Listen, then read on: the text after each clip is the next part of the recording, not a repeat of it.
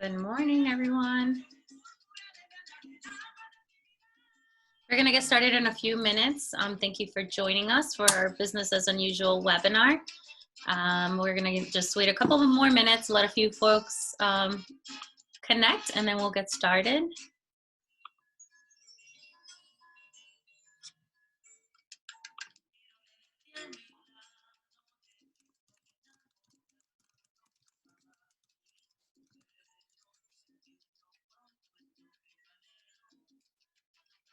Wait 2 more minutes and then we'll get started.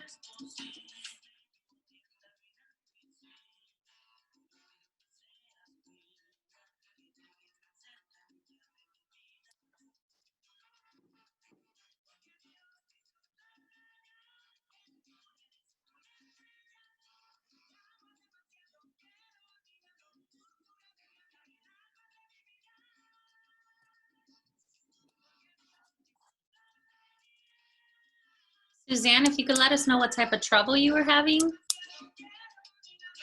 that would be helpful. Was it with the Zoom link or?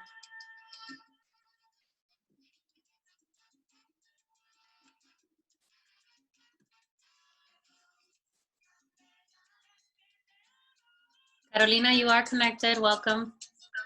They probably said that before we broadcasted because they could be went live. Okay. Yeah, they could be in before. Yeah, because I only see a timestamp.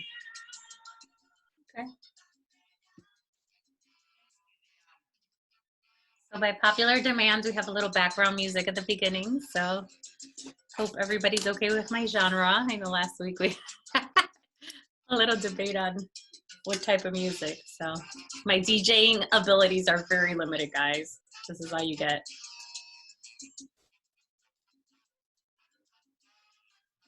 Awesome.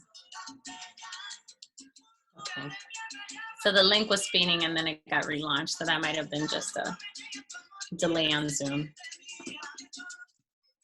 Great. All right, I think we're ready to get started and folks could continue to join. So once again, good morning, everyone. Thank you for joining us on this webinar. As you know, the Hispanic Business Center is doing this Business as Unusual series on Fridays at 11. And the intent of the series is really to bring up-to-date information, relevant information on how to help our businesses cope with this COVID-19 crisis, as well as to bring resources and build community. We know that we are all feeling isolated. Entrepreneurship is already isolating enough. So want to make sure that we're building community and staying connected during these difficult times. Each week we try to bring again a relevant topic related to some useful information and presenters that are bringing to you some sort of education or resources that you could use immediately. So this, I believe this is our 4th week. And so far we've had a lot of success through this platform. Definitely if there's topics or content that you would like us to deliver, let us know, send us a message on the chat. During any time during this webinar, feel free to post questions on the chat line. We will address them. Our presenter, don't worry about the chat. We will address the questions. So don't feel like you need to stop your remarks to do that.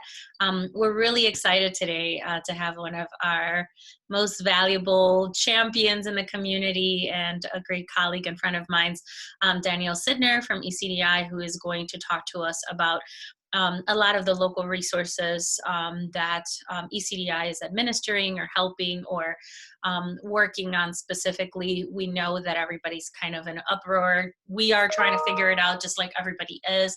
The implications of federal resources being exhausted. And so that makes it even more important to tap into local resources, and our community has been very responsive. And Danielle has been in the forefront of those discussions and the planning and the execution of that. So without further ado, Danielle, take it from there. Thank you, Denise, and thank you, team. I really appreciate the fact that everybody continues to come together and try and help our small business owners in this new normal of social distancing and managing and doing so many more things virtually than we've ever done before. And so just very briefly, my name again is Danielle Sydnor. I'm the executive director for ECDI, which is Economic and Community Development Institute for our Northern Ohio market. So I have a team of relationship managers and also small business advisors that sit inside of our office in Cleveland, and we have a team in Akron. We have some staff in Canton and also Toledo. In addition to the office at ECDI, inside of there, we also have the Women's Business Center. And I think some of you all that are watching probably have engaged with our Women's Business Center. It's pretty popular. Nicole Liatis, who runs that, and her team, Lauren, have been also doing web series. So I just think it's great that all the different partners are coming and trying to offer us, different tools and techniques for everybody to try and survive COVID-19 and figure out how we come out of this as stronger organizations, as stronger entrepreneurs, and I think as a stronger community. So to Janice's point about the resources that have come together really very, very quickly, I was teasing yesterday with a group of us that have been kind of the working group on this, that it's like we're starting a startup as we looked to launch this small business resource center and stabilization fund. We got the mandate on March the 23rd to try and get something together by March the 30th. We did that, and then we got the charge to be able to have a fund that was available to entrepreneurs that might have a challenge accessing some of the federal resources, and I'm happy to say today we launched that part, so I'll be going through those details. But I think for all of us that are working in small business, to me, what we've seen happen over the last couple of weeks is like starting off on Monday, you have version 1 or generation 1 of an iPhone. And by Friday, as a business owner, you need to have version or generation 10. You've had to quickly adapt and modify who you are, how you're doing business, for those that are in industries that are able to still stay open. And for those of us that are in industries that, you've had to totally kind of close your doors, many people are just trying to figure out how to take care of their basic needs, because we know for a lot of our small business owners, all of those things are intertwined. How you take care of your household expenses are definitely connected to the revenues that you bring in for your business. So I want to start at a kind of a high level and walk through some of the things that are available. So I'm not going to spend a lot of time today on the federal programs, because we know as they currently stand, none of the federal programs have any more dollars to be dispersed at the moment.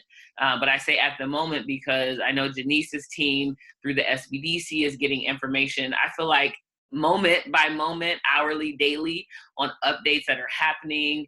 We have our state and local representatives, our federal representatives who are reaching out as well to get comments and feedback about the experiences that our small businesses have had as they're trying to access the federal resources. So please make sure that you're staying alert and attuned as that information is coming out. But for the moment, because those federal resources have tapped out, we do expect that Congress is going to look at trying to appropriate more dollars. When that's going to happen, none of us know how much that will be. We don't know if it'll be delivered the exact same way that it is today. So those are still looming questions. And I think one of the things that I've taken away from this whole process is we do have to try and have as much patience as we can. It's hard. It's hard when your money is not coming in anymore, and we definitely understand that. But the organizations like Hispanic Business Center that are working diligently to provide accurate information really want to make sure they're not just telling you what they think, but they're going through and making sure they get good quality information to pass on. So I can't speak enough of the great work that Janice and her team are doing to really be on the front lines of this.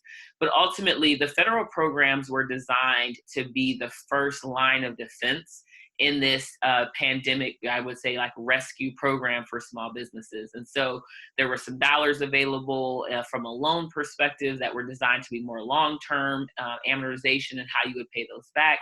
And then another program specifically around dollars for payroll expenses. So if those programs do come back online, I'm sure we'll kind of get back to having more webinars around those topics. But let's dive in today to some things that you can actually be accessing immediately. So our county executive today announced the launch of the Small Business Resource Center application for the stabilization fund. So there are two things that you can immediately be doing today to get some assistance. One, if you visit cuyahogacounty.us/help for business, And I want to make sure you don't put any .coms or anything else. It's just cuyahogacounty.us/help for business. Thank you, Maria has put that up on the screen. You'll see the Small Business Resource Center is the first thing that comes up that kind of helps you understand some tools that are out there. If you keep scrolling down, and again, all of these things are changing rapidly, and so they're making some modifications to the website even as we speak. You keep going down into the section where it has that Small Business Resource Center. The phone number is there listed for you, which is 216-452-9714. And so if you call the Small Business Resource Center, what they're going to do is capture your information and then guide you to one of our I think there's probably 10 different ecosystem partners that are participating and providing technical assistance to business owners right now. So they'll help you get connected with a local organization that has information of the different programs that are available. Additionally, what they will do is guide you to this business assistance application, which is the hyperlink right below.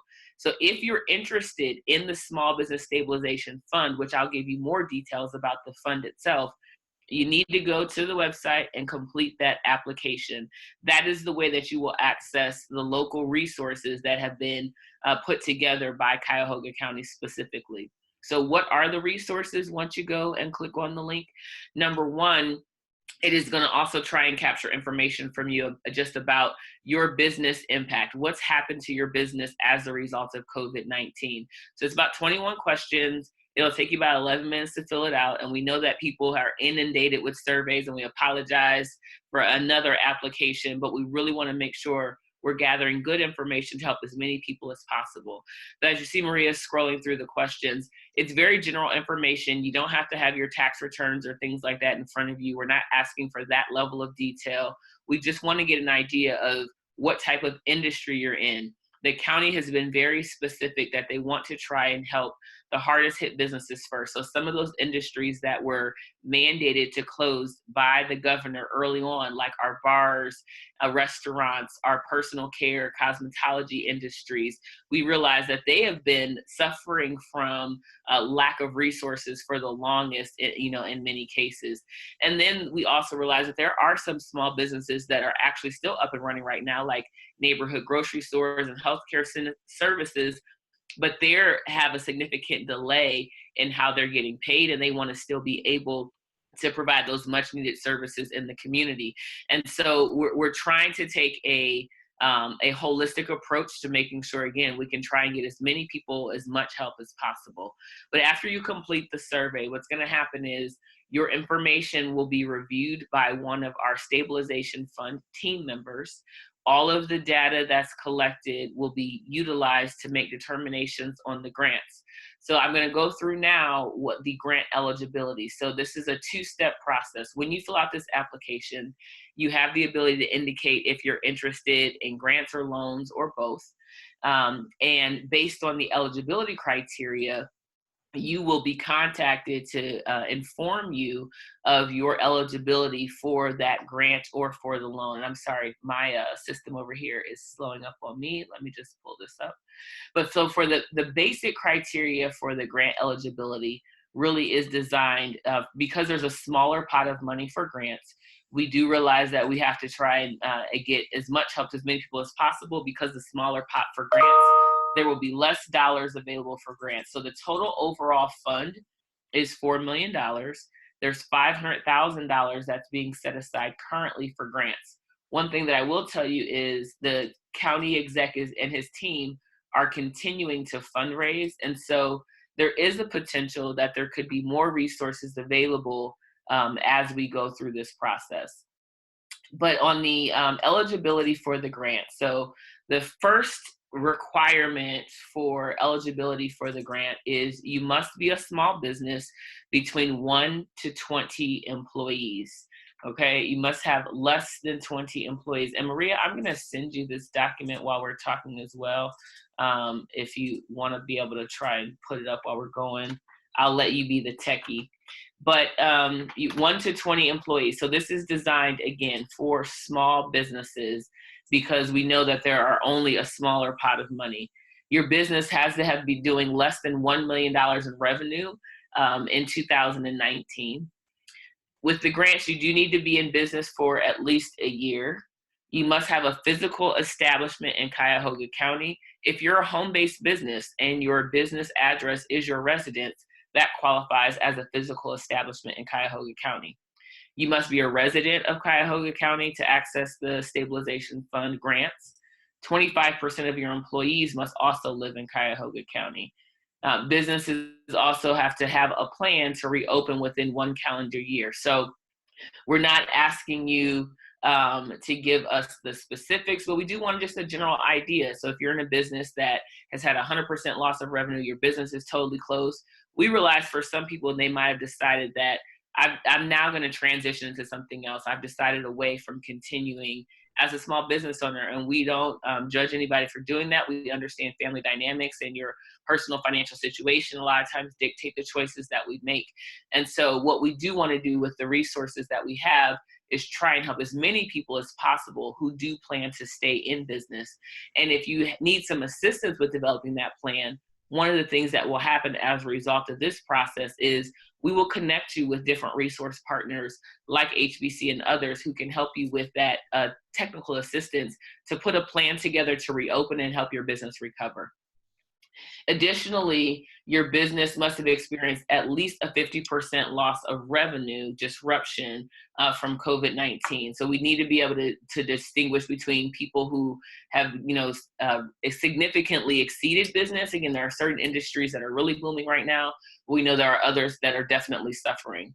Now, this one eligibility item, we're actually, like I said, things are happening so quickly. I got a call as I was on my way back home from the press conference this morning that the SBA is no longer accepting applications for the EIDL loan. And we know yesterday afternoon, they announced that they were not accepting any more applications for the Paycheck Protection Program. So as it stands today, we are removing the eligibility criteria that indicates that you must have applied for one of those SBA programs.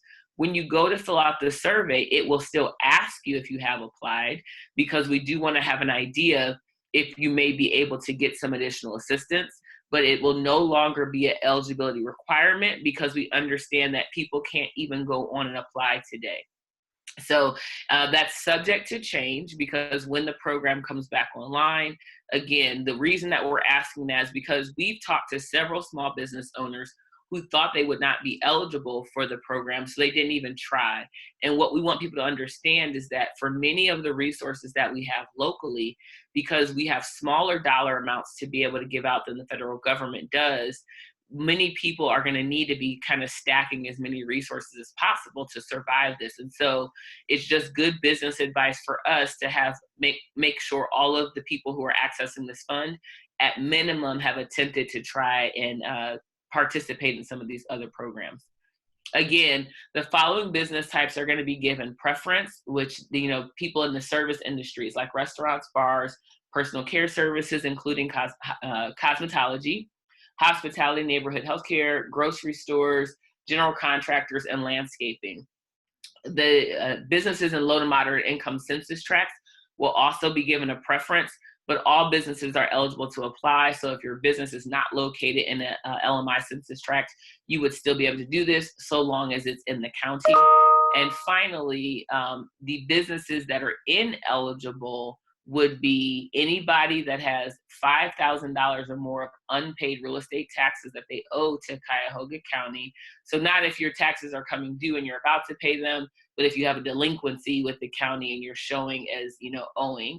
If you're in adult entertainment, if you're a bank or financial services, if you're strictly e-commerce, if you're a liquor or tobacco store or cannabis dispensary, or if you have a franchise that's not locally owned and operated. So if you're a local franchisee of a national brand, that is okay because you're the local owner operator. So at a high level, the grants will be available in tranches beginning at $2,500. This first round of grant funding opened today on April the 17th. The applications for the grants themselves will close at 5 p.m. on April the 23rd. So if you're watching this webinar and you think you might be interested, pull that link up that we gave you earlier in this conversation, click on it and make sure you get that completed today. I would say don't wait. We don't know. We know now because the SBA is not doing some of its federal programs. We expect that demand is going to spike for these local resources. So when you fill out that application as well, that's on the county website, another thing that you're also doing is putting yourself in the runnings for some of the loan programs. The reason I won't spend a ton of time today on the loan programs is because, like many things, they're still being developed and aren't totally finalized. But I'll give you a broad range of ideas of what the loan programs will likely look like. We will have loans starting as low as 0%. All of the loan programs will come with at least a 3-month payment deferral. The loans will be able to go up to $50,000. And loans will range, again, from 0% up to what we would call market rate, so probably like 8%. Now, I've gotten feedback from people that are like, I don't want any more debt right now, Danielle. I don't know if my business is going to reopen. I'm struggling and I just really want grants. And while I understand that most people do not want to be thinking about taking on additional debt during a crisis, what I really encourage you to do is seek out a business advisor through one of the technical assistance partners to talk about how sometimes debt is helpful to a business to help them get over a cash crunch. If you look at what's happening in corporate America right now, many of our large corporations are taking on debt as well, because they realize that once we get back to some sense of normalcy, their business is likely to have revenues again.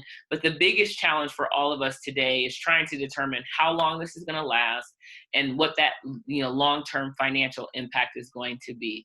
And so we're not going to force a loan on anyone. When you do the application, if you meet the grant eligibility criteria, you will be contacted about getting one of those grants, so long as we still have funding to do it. So this first round, we have $500,000.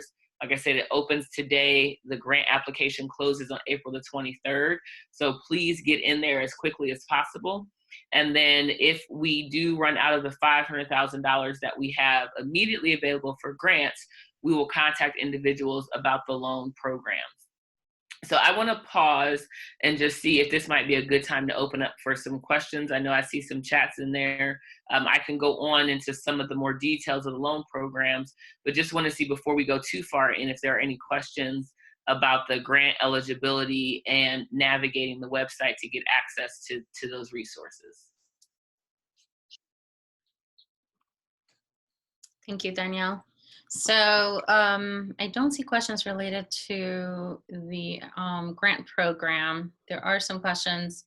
There's a question related to what if someone doesn't have payroll, like a lot of the programs are asking for payroll information, but what happens with folks that are self-employed or subcontractors, 1099? What loan products are available for these businesses?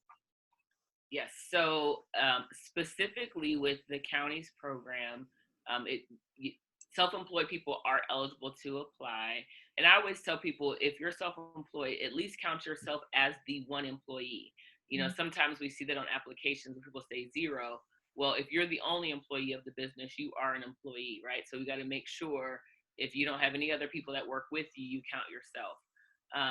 For 1099, this one, I will tell you, it has been a little bit more challenging because everybody handles this differently.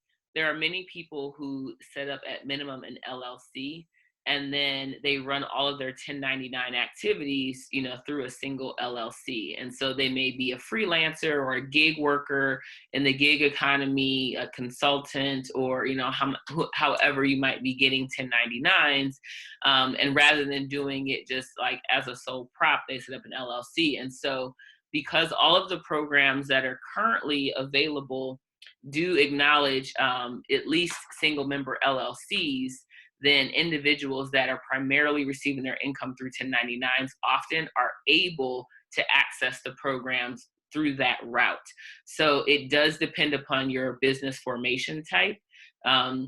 And again, I think one of the most challenging things that I see for a lot of our small businesses right now is an anecdote that somebody shared with me on another engagement we were working on. And it's, if somebody is drowning, that's not the time to teach them how to swim. That's the time to give them a life raft. And so we're trying to give life rafts, but I would tell you, we're also trying to teach people how to swim right now, because what we know is, for some of our small business owners, we have some work to do to make sure everything is set up in a way that if this pandemic comes back in the fall, or if we find ourselves in another crisis, that people can access resources. And what we're seeing from a lot of folks right now is, maybe the way that we have our bookkeeping and the way that we have some of our businesses set up, it just falls a little bit outside of the way that, the programs are coming down. So I hope that we're learning a lot from this, and putting ourselves in a situation that, as we emerge from this financial crisis that, was what I feel like it is, it's a health crisis, but it's also an economic crisis, that our businesses are stronger and better positioned for any type of programs that may come in the future. Absolutely. The other question was related to how do we find out the status if we already applied for the $10,000 grant? I'm assuming that you are referring to the EIDL funding, and it wouldn't be the county grant program, correct? I'm assuming that's correct. And if so, they should get a response back directly from SBA. Yes, they should. So now I know we've been working with a lot of entrepreneurs who applied for, so I would ask the person if they know when they did their application, because I can kind of, if you did it, I'll just say that if you did it before March the 27th, then the advance wasn't available. So then most people that had applied before March the 27th, they had to go back and reapply. And then when you reapplied is when you had the option to apply for the advance. Essentially, the way they calculate the advance is based on the number of employees that you have. So if you indicated on your what we're calling the EIDL, so the Emergency Economic Injury Disaster Relief Loan, if you applied for that and you indicated that you had 3 employees, then if you get approved for the advance, the $3,000 will just get deposited into your bank account. And so we've had some small business owners this week that have actually started receiving some of those deposits. I will tell you, I have some that business owners that I'm working with for the last few weeks, and they've not received anything. And so one of the things I'm advising most people to do is reach out to the SBA directly. So if you have applied for any of the SBA, the EIDL loan specifically, the only entity that can give you updates and answers on the status of that would be the SBA directly. So you can email. I'm not sure what their volume is like. I know over the last couple of weeks, it's ebbed and flowed. Sometimes it's high, sometimes it's lower. But you can email them as well to try and get an update on the status of your application. Yeah. The next question was related to, do you have to be a resident of Cuyahoga County to apply for the grant? So I'm assuming the question might be, if my business is in Cuyahoga County, but I might not be a resident, like, just what are the rules around residency versus location of the business? Yeah. For the grant itself, you do need to be a resident of Cuyahoga County. The owner of the business needs to be a resident, and at least 25% of the employees need to be residents. And again, the reason that one is so rigid and specific is there's only a very small pot of dollars. When you look at the grand scheme of this economic impact, $500,000 we know will go very, very quickly. And so because it's a county program, they did need to restrict it to residential kind of requirements for the business owner as well. However, the loan programs that are available, because there are multiple entities that are coming together to fund the loan programs, there are no restrictions on where you live for that. The business itself must be located in the county in order for you to access the loan program. Great, thank you for that. There was a question around ECDI funds, and are there any other, what ECDI, I know you guys are administering some funding for the county, but just regular ECDI funding, what is, how are you guys managing requests during this time? Sure. So I'm going to give you kind of 3 different things that are happening through ECDI. One, through the stabilization fund, we will be managing the 0% loan program. Like I said, we should have more details at the beginning of next week about that. And so that will come through ECDI, but you will access that 0% loan program by completing the small business assistance application. And so I'm going to sound like a broken record by the end of this, but I want you to fill out the application because that's the way that we're kind of organizing all of the data and the requests and the demands.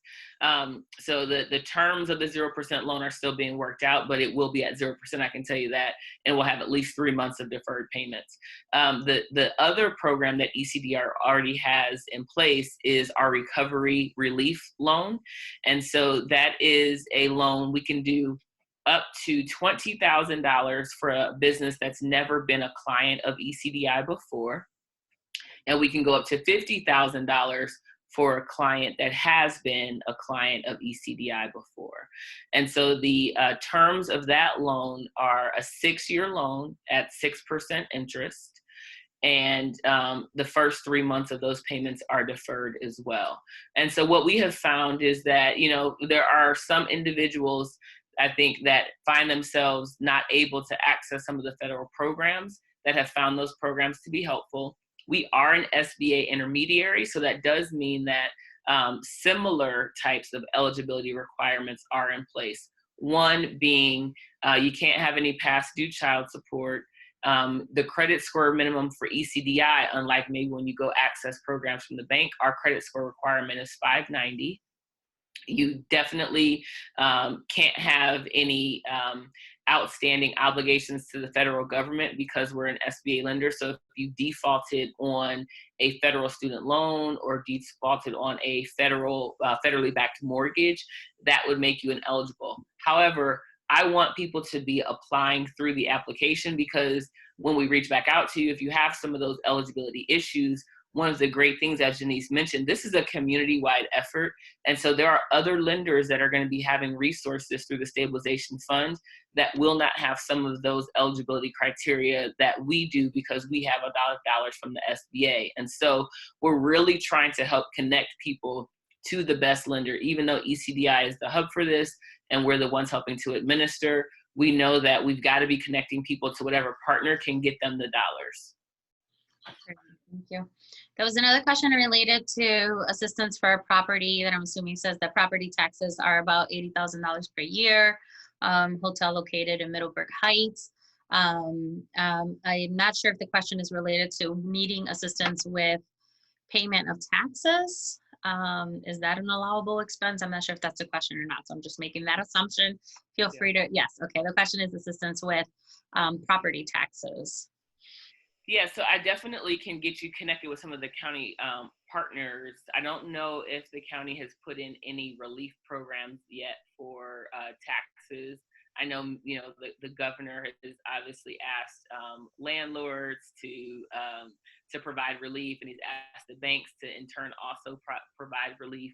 I know from having lots of conversations with the county, they anticipate that revenues from taxes are going to be down because if you're a hotel and you're generally used to having occupancy and you don't have occupancy, it's hard for you to meet your obligations. So what I'm advising people, just like I would when I was a financial advisor, is you want to contact folks that are your creditors. And so at this juncture, the county is one of your creditors, and you can be reaching out to them to understand what programs. But I will make sure I get some contact information over to Janice and her team about that so we can get you back with maybe a department or a person that you can call relative to resources that may be available to assist specifically with taxes that may be coming up. Yeah, I know there's been a lot of questions throughout the call related to other counties. So I was able to send a link for Lake County. There's a question on Richland County, Stark County. I would just say go to your county site or Google it. Most counties have similar programs that mirror what Cuyahoga County is doing. I'm not sure about the grant program or exactly their loan program products, but definitely I'll try to post them if I get a chance related to Richland and Stark. I did post the link for Lake County and their page with a lot of those resources. But again, just contact your local resources wherever you might be if you are outside of Cuyahoga County to figure out what type of programming they're offering. Similar to Cuyahoga, everybody's trying to be as helpful as possible. Obviously, we're most familiar with Cuyahoga County, but definitely look into your local county and city officials and figure out what they're doing around COVID response might be the best answer I could give you at this point. I think we're going down in the questions.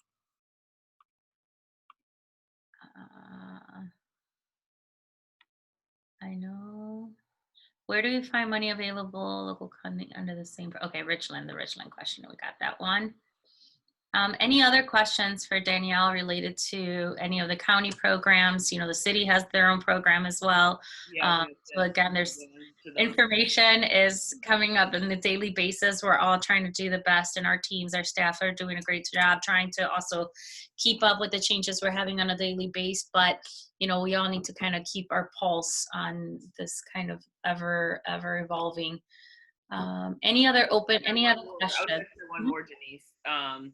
So another programs available through ECDI as well is our Kiva loan program. And so the Kiva loan program is at 0%. There are no, residency issues with that. If you're interested in the Kiva program, you can go to the call center and have them transfer you to ECDI, or you can go on our website, ecdi.org. And our contact information is listed there. Jasmine Dixon on our team is the one that helps to administer the Kiva program. And essentially with Kiva, it's a crowdsourced lending program. And so you would create a page, similar like you do on a Facebook page, and then it goes up on the Kiva, oh, there we go. It goes up on the Kiva website. And right now they are actually extending the amount of loans. Typically with Kiva, you were only able to get up to $10,000, but as a result of COVID-19, they've increased the amount that you can borrow to $15,000. That is also at 0%. It is not based on your credit. You don't have to have any type of collateral. And so this is another program. One of the reasons I say if you come through the door of any one of these organizations, we're really just all here to try and help connect you with the best resource possible. So a lot of people that come to ECDI that may not be able to meet some of our eligibility criteria, oftentimes what happens is Jasmine may have them go over and look at the Kiva program. Mm-hmm. In addition, the way that the repayments work with Kiva is you have to go through a first round of kind of getting your friends and family to commit to lending to you first. And it's a nominal amount, right? You might need to get 10 friends that do $25 each. And really what the Kiva online platform wants to be able to see is that you do have some supporters and people that believe in you locally who know who you are. And then after you do that and you get your page all together, it goes up on the Kiva's international website, and they have lenders all over the world actually, who will lend to you to help you get to your stated goal. And so if you scroll down a little bit, it'll show some of the people that we've worked with before in the Cleveland area. So we have Living Rich is one of the clients that we've worked with, is a mother and daughter that have a clothing brand. And then we have a young man who has a food truck, and he used the money to buy equipment. So those are some programs that are available too that are at 0%. Another organization that has a loan program and a grant program right now is HFLA of Northeast Ohio. They're also somebody that you can access if you call into the call center. I believe that they still have dollars available to lend, and would encourage you, if you're looking for resources more quickly, to reach out to them as well. They have the emergency loan available that they're offering as a result of COVID-19. And so then finally, to Janice's point, the city does have a program. I was on a call with them yesterday, however, and they said they have about $1 million to disperse, and they had over 150 requests for assistance. And so right now they have more demand than they have dollars to meet, but they're looking to also see what they can do to repurpose any of the budget that they might have. And so we'll be connecting people over to the city to at least get more information. But the city is saying at the moment, they likely have tapped out all the money that they have to. And it's hard. I know that, it's a rat race and people are getting worn out from applying and applying and applying. But I would just tell you that same tenacity that got you into business and that keeps you into business is going to be what helps you survive this process. So please don't be discouraged. Please continue to try. And we're going to continue to fundraise to try and get more dollars available as quickly as possible. Yeah, the first step, to Danielle's point, is just getting that application in and not sleeping on it, doing it immediately. You heard that the counties link. It really starts with filling out the application. So everyone on this call, all 34 of you guys, as soon as we hang up, click on that link and get your application in, because that's really where it starts. At least you're in the game, right? At least you have a horse in the race. If you don't apply, or you leave it for next week, or you leave it for Monday, chances are the resources won't be there. It's moving that quickly because there is so much need. So this is not the time to be paralyzed, just act and do what you can. And one clarification on one thing. So the county application, Danielle, we want to make sure we fill that out specifically for the county loan or the county grant. There was a question that someone asked, if they're trying to explore the loan options that ECDI could guide you. ECDI is administering the Cuyahoga County funding, but obviously they have their own loan product. So if someone applies on there, will they get like all the options of also what ECDI has available? Or if somebody's interested in ECDI lending, like the 20,000 or 50,000, is that a separate process? And should they be contacting your office directly? Like, what is the differentiator, if there's any, Sure, between? So ECDI will be administering our recovery relief program in conjunction with the stabilization fund. So if you do fill out that application and you fall into the parameters of our lending, then we would be contacting you about our loan program as well. But you don't have to wait. You can reach out to ECDI directly. And so for our recovery loan program, if you go to our website, ecdi.org, there's a kind of banner that scrolls up at the top that says if you're interested in the recovery relief program, and you would be able to access the information that way as well. So you can go directly to ECDI if you want to hear more about the loan program that we specifically have. You can also get that same information by completing the application on the county website. I would encourage you to do both, just so, again, if for some reason you find out that ECDI is not a good fit, the other lenders are going to be able to access your information by you completing that application. And so it's 20 questions. It might take about 10 minutes to complete on average. So I think it'd be 10 minutes well worth your time, get it done as quickly as possible. And then you can also reach out to ECDI directly too. Excellent. That was great clarification. Okay, we have no more questions on queue. I know Maria was going to open up the microphones or remove our participants from speaker or from being muted. So Maria, let me know when folks are on. If there's any, I see one more question. You're welcome, Carolina. Thank you again for participating, and be well. The second part, we always have a quick question and answer at the end. It's also an opportunity for you to share any resources or anything that you're using or an offering. So definitely feel free to share those now. I see everybody now. This is great. I had my screen on panelist mode. So if anybody else has something they want to share or a question that might not be necessarily related to emergency funding, but another question related to business, whether Danielle, Randy's on the line as well. Otherwise, actually, while folks get settled, I'm going to ask Randy if there's any updates from our Small Business Development Center that he would like to share at this time. Randy, any updates for us? Yes. Can you hear me? Mm-hmm. Yep. Okay, I had some technical difficulties at the top of this seminar. So first of all, Danielle, thank you so much, and good morning, because I didn't get to say hi to you too. And thank you for always shining some light and being a valuable resource to our community. In terms of updates, was that what you wanted, Janice? I'm sorry, I lost a little bit of what you were saying at the end. Any updates, anything you want to share with us? Sure. So for EIDLs, which is basically, it's completely done for. EIDLs started going out or started hitting bank accounts in April 9th, and it's still not 100% out. So if you were approved, if you received any information from the SBA, the funds should be coming.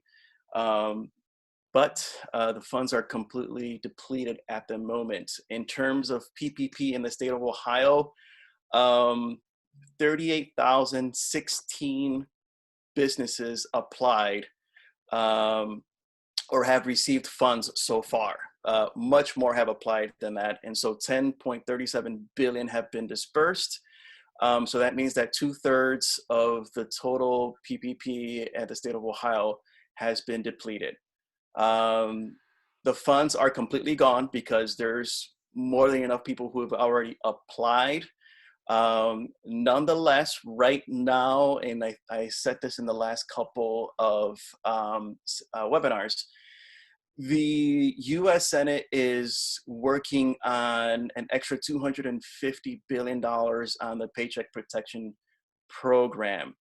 We have no clue if it will be approved, and when will it be approved. Right now, the Senate is in an impasse, so basically it means that the two parties are in disagreement of how to use these funds or how to disperse.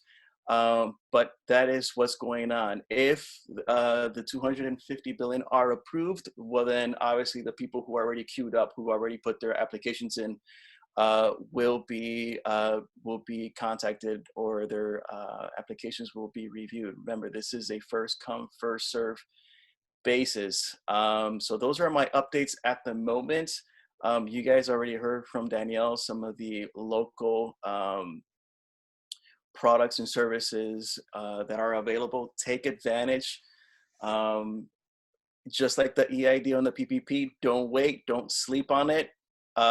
Apply today. As soon as we're done with this seminar, you should jump on and already start the process, because this is extremely important for to sustain our businesses.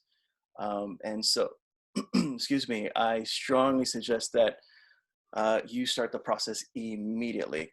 And that's my update for now. Thank you, Randy.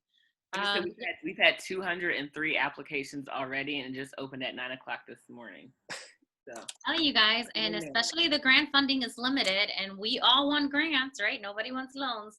So it is moving that quickly, and I think you guys have the heads up that you participated in this call, that you got FaceTime with Danielle specifically on eligibility and how to get in there. So you guys definitely have an advantage to most. So use this to your benefit. And get that information in there. There are a few other questions I see on the queue, so let's try to get those really quickly. We put the link back up. I have two groups that I formed to help people. One is Ask a Teacher, so someone has some resources related to helping parents do some of this homeschooling. And then there's another one called Homes No Cages, Getting Animals Out of Shelters.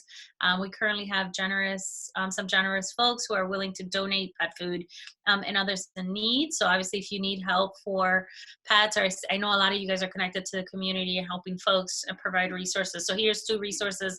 Carolina, thank you. You always have some great resources. Oh, you're sweet. Thank you.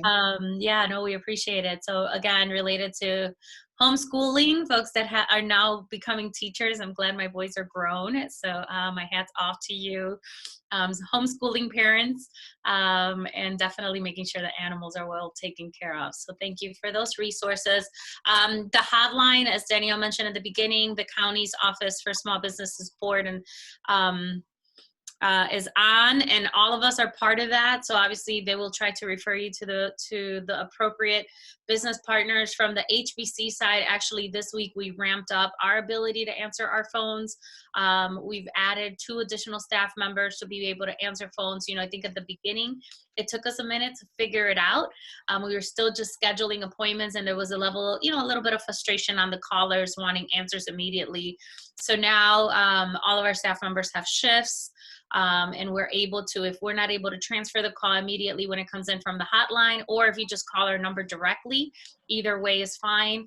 If that call can't be transferred and someone could talk to you immediately, our goal is that they will call you back within an hour. Internally, our goal is half an hour, but at least within an hour, you will get a call back with general information on what services are available, what funding options are available. If your question goes beyond our ability to just resource you immediately on emergency response, then we will schedule you with a business advisor. But we're really trying to get through and ramp up for demand as demand continues to increase. So even myself, we're already to be as helpful as we can. And we know people want responses immediately. So we're trying to provide a lot of that immediate response assistance to you. Suzanne, good to see you, Suzanne. She is here and helping connect folks or making changes with health insurance plans. So we know a lot of businesses are putting their staff on furlough, but still trying to provide healthcare benefits. So if you need to make any adjustments or figure out implications related to health insurance, definitely reach out to Suzanne. She is a great resource in our community. She speaks Spanish and is phenomenal. So thank you, Suzanne, for that offering. Anyone else or anything else before we discontinue? We have 2 minutes, no music. Sorry, I won't have enough time to, to DJ. But otherwise, I think we're good. Again, we will be back on next Friday. Any topic ideas, feel free to share them with us.